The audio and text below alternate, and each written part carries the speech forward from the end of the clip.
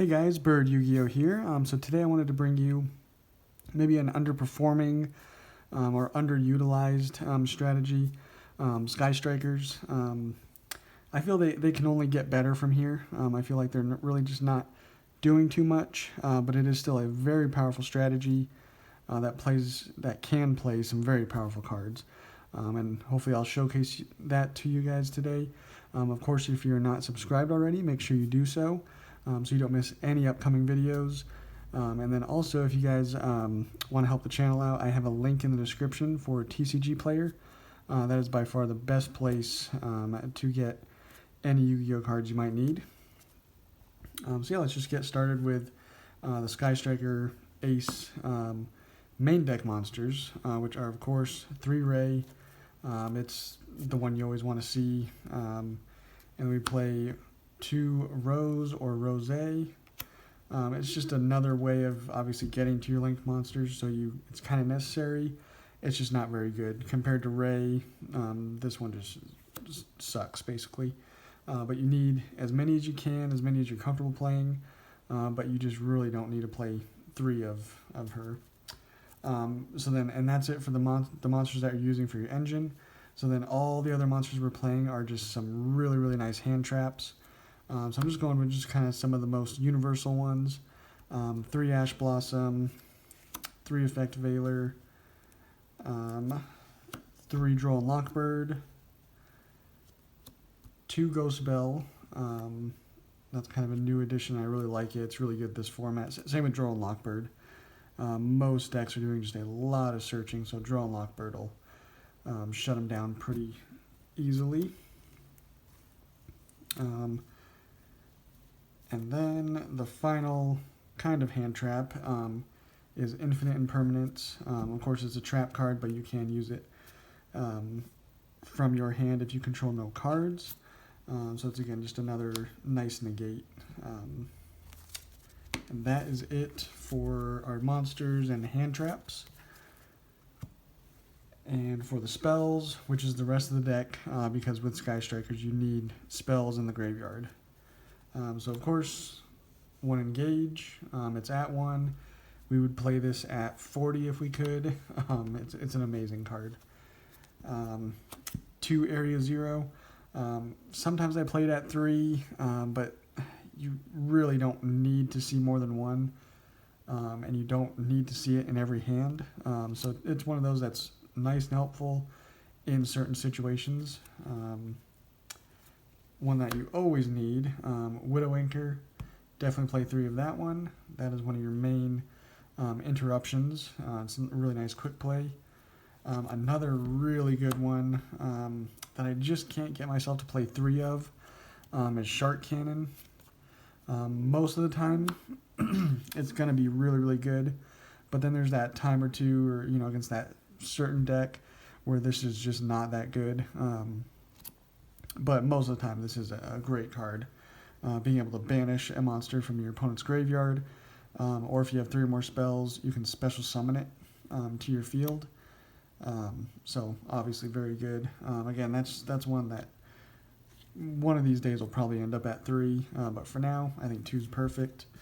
For the other quick plays, we're playing Hornet Drones, of course. It's your best opening starter card. And then I'm choosing to run an Eagle Booster. Now this does actually help out a lot when you need like a Kagari effect to go off and your opponent's trying to do anything to negate that. Eagle Booster comes up all the time. It's a quick play again, so you can chain it to most things, but you just target a face-up monster in the field and it's unaffected by card effects this turn. And then if you have 3 or more spells, it can't be destroyed by battle this turn. So you have 2 different ways of protecting there. But again, just making it unaffected by card effects is really nice. And then for some of the normal traps, 1 Afterburners, 1 Jamming Waves. Afterburners is, of course, better than Jamming Waves in most instances. So this is potentially one that you can play at 2. The Jamming Waves, all you need is really 1.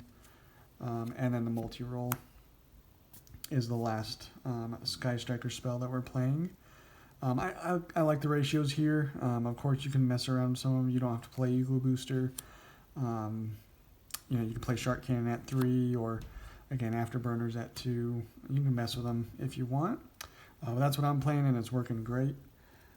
For some of the other spells that we're playing, Twin Twisters is really nice and really important. There's a lot of trap heavy decks out there that you'll need this for, and it's also a way of getting, you know, potentially 2 spells to the graveyard, which is nice for some of your Sky Striker effects.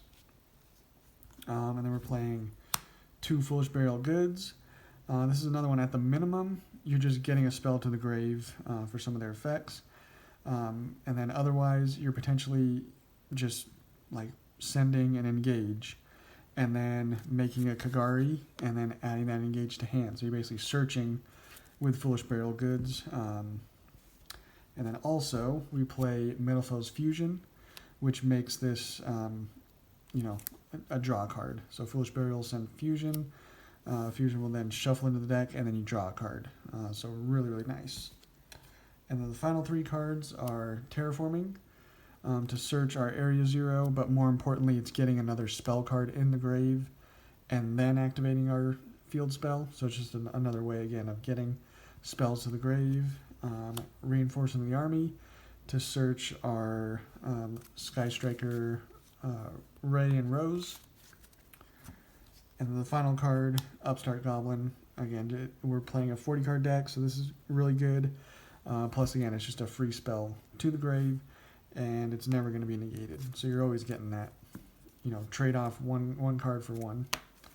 Plus, in Sky Strikers, again, you're getting that extra spell in the grave. So this is even better in Sky Strikers, in my opinion. And that is it for the main deck. For the extra, you'll need that token. But then you'll need, of course, the 3 Kagari. You'll go through those every turn. You'll more than likely be making one to just add a Sky Striker from your spell from your graveyard to your hand. Amazing. Shizuku is going to search you a Sky Striker spell during the end phase. Hayate is going to be able to send a Sky Striker card from your deck to the graveyard if it battled. So 3 of all those. Kaina is really not good at all. It's just another Sky Striker name, and it potentially will come up in time because this will allow you to gain 100 life points after you activate a Sky Striker spell card. That's the only real good use for that card. Otherwise, it's just not very good. Zeke is very good because this allows you to use one of your Sky Striker Ace monsters, and then if you happen to have a monster in the main monster zone that you need to get rid of, because to activate, you know, your Sky Striker spells, you need to have no monsters in the main monster zone. So like, say you use Widow Anchor and you stole one of your opponent's monsters, this is your way of using a Sky Striker link and then getting, you know, clearing your main monster zones with Zeke. And it's also, when it's link summoned, you can target a face-up monster on the field, banish it until your opponent's next end phase, and then you can also target one other card you control. This card gains 1,000 attack, and then send the targeted card to the graveyard. So with a card like Area 0, that's then allowing you to special summon a Sky Striker Ace monster and link up into, you know, Cerberus. What do we down here?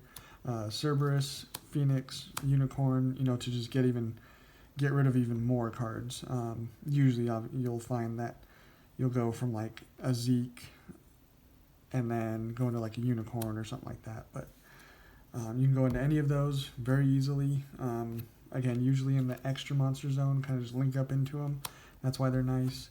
And then we have a really nice out to just any powerful card that can't be targeted or destroyed. You can make this, and you just send a card from each player's field to the grave. So send him to the grave and send any card on your opponent's field. So really nice there.